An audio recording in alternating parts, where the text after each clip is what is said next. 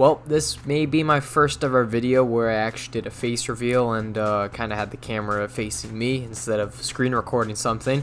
So if you guys are new here, what's up? But this is just going to literally be a video saying that I'm going to take this channel and basically do a 360 with it.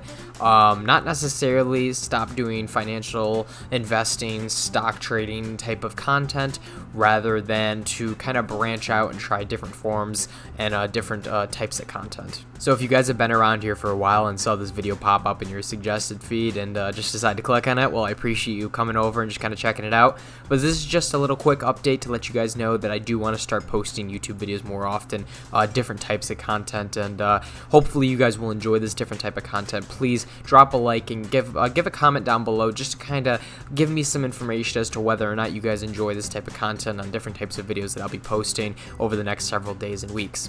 But honestly, besides that, I don't really have much else to say. Thank you guys for watching this video. If you guys are new here, hit that subscribe button, follow for more content, and I'll catch you guys in the next video. Peace out, everybody.